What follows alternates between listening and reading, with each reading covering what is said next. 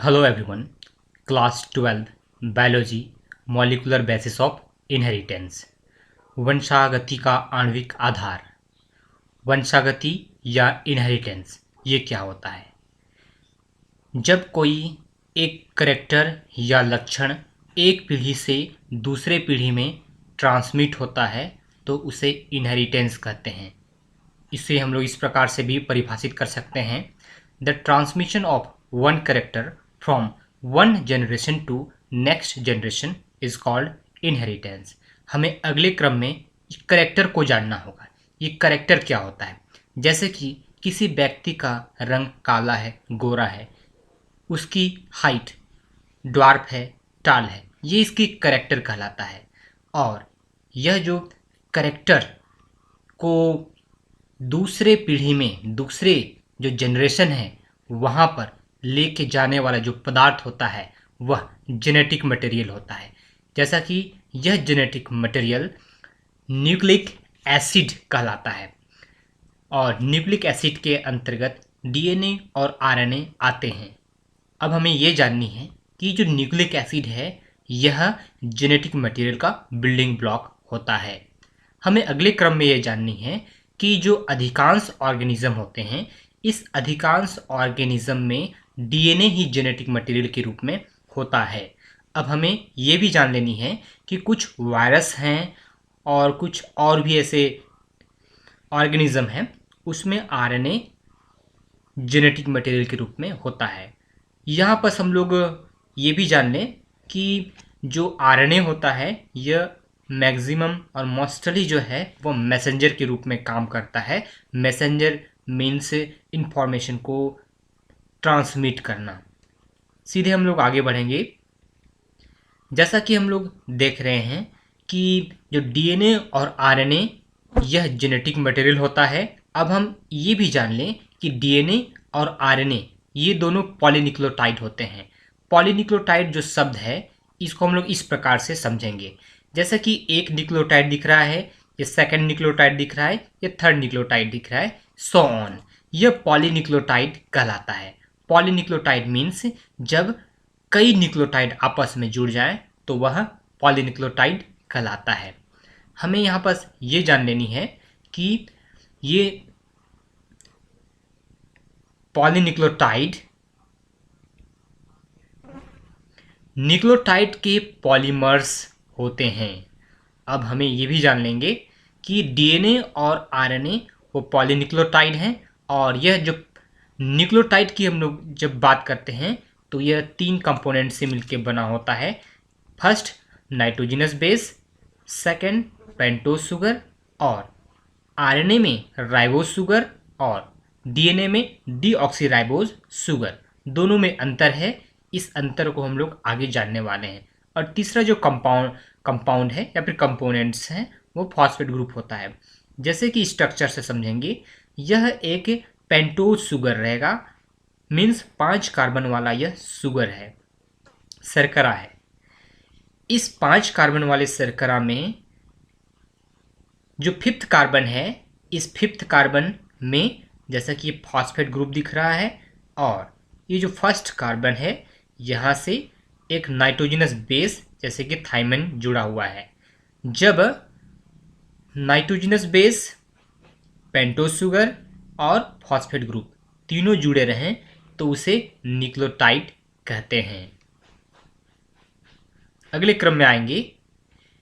जैसा कि हम लोग न्यूक्लियोटाइड 3 कंपोनेंट से बने होते हैं यह जान रहे हैं, तो उसमें से जैसा कि मैंने बताया नाइट्रोजनस बेस के बारे में, तो यह जो नाइट्रोजनस बेस 2 प्रकार के होते हैं। एक जो है प्यूरिन्स कहलाता है और सेकंड जो है पिरिमिडिन्स कहलाता है। प्यूरिन्स ये पहले आते हैं। अब हम लोग इसके अंतर्गत जो आने वाला जो कंपाउंड है उसे जानेंगे। एडेनिन और ग्वानिन ये नाइट्रोजनस बेस हैं, ये प्यूरिन्स के अंतर्गत आते हैं। जबकि पिरिमिडिन्स के बारे में जानेंगे। पिरिमिडिन्स के अंतर्गत साइटोसिन, थाइमिन, यूरेसिल ये आते हैं। इसकी स्ट्रक्चर को हम लोग इस प्रकार से भी समझ सकते हैं। अगले क्रम में हमें ये जाननी है, जैसा कि यहाँ पर थाइमिन कह रहा है, थाइमिन इसे हम लोग 5 मेथिल यूरेसिल भी कहते हैं। हमें समझना है यह केवल डीएनए में ही प्रेजेंट होते हैं, जबकि आरएनए में यूरेसिल प्रेजेंट होता है। हमें आगे बढ़नी है। अब हम लोग सीधे आएंगे पॉलीन्यूक्लियोटाइड चैन के स्ट्रक्चर के बारे में। पॉलीन्यूक्लियोटाइड जो चैन होता है यह नाइट्रोजनस बेस पेंटोज शुगर के साथ ग्लाइकोसिडिक बॉन्ड से जब जुड़े रहें तो वह न्यूक्लियोसाइड कहलाता है। हमें समझना है कि जैसा कि मैंने बताया कि ये 5 कार्बन वाला शुगर, फर्स्ट कार्बन यहाँ पर होगा, सेकेंड यहाँ, थर्ड यहाँ, फोर्थ यहाँ, फिफ्थ यहाँ, इसे हम लोग पेंटोज शुगर कहते हैं। यदि पेंटोज शुगर किसी नाइट्रोजनस बेस, वो नाइट्रोजनस बेस एडेनिन हो सकता है, ग्वानिन हो सकता है, साइटोसिन हो सकता है, से जुड़ा रहे और यह ग्लाइकोसिडिक बॉन्ड से जुड़ा रहे तो इसे न्यूक्लियोसाइड कहते हैं। मीन्स फॉस्फेट ग्रुप जब एब्सेंट रहे तो वह न्यूक्लियोसाइड कहलाएगा। एक क्वेश्चन यहाँ से बनता है, न्यूक्लियोटाइड व न्यूक्लियोसाइड यहाँ से आता है। हम आगे सीधा बढ़ेंगे कि देखिए कि आरएनए में जो न्यूक्लियोसाइड्स होते हैं और डीएनए में जो न्यूक्लियोसाइड्स होते हैं इसके बारे में जानेंगे। जैसा कि आरएनए की जब हम लोग बात करते हैं तो आरएनए में जैसा कि राइबोन्यूक्लिक एसिड है और डीएनए में डीऑक्सीराइबोन्यूक्लिक है, इसलिए हमें डीएनए में डीऑक्सी शब्द, इस वर्ड्स को पहले जोड़ना होता है। जैसे कि पेंटोज शुगर और एडेनिन जुड़ा रहे तो यह कहलाएगा, यदि आरएनए में है तो यह एडिनोसिन कहलाएगा, जबकि डीएनए में है तो डीऑक्सी एडिनोसिन कहलाएगा। जैसे कि अगला हम लोग एग्जाम्पल ले लेते हैं ग्वानोसिन। जैसे कि यहाँ है ग्वानोसिन और डीएनए में यह डीऑक्सी ग्वानोसिन कहलाएगा। ये डीऑक्सी वर्ड्स क्यों यूज होता है ये भी हम लोग अगले क्रम में जाना है। इसी प्रकार से यह साइटिडीन कहलाएगा, यूरिडिन कहलाएगा और डीएनए में deoxy adenosine, deoxy guanosine, deoxy cytidine, deoxy thymidine. इस स्ट्रक्चर को समझनी है। यह एक कंप्लीट न्यूक्लियोटाइड्स है, इस वर्ड को समझनी है, न्यूक्लियोटाइड। और जब नाइट्रोजनस बेस, शुगर और फॉस्फेट ग्रुप तीनों जब जुड़ा रहे तब इसे हम लोग न्यूक्लियोटाइड्स कहते हैं और यह डीऑक्सीराइबो न्यूक्लियोटाइड होता है। जैसा कि यहाँ पास है फॉस्फेट ग्रुप, पेंटोज शुगर और नाइट्रोजनस बेस। अगले क्रम में हम लोग को ये जाननी है कि इस पॉलीन्यूक्लियोटाइड चेन की पूरी स्ट्रक्चर, जैसा कि मैं बता रहा हूं कि एक क्वेश्चन यहां से आता है कि डीएनए और आरएनए में क्या अंतर है।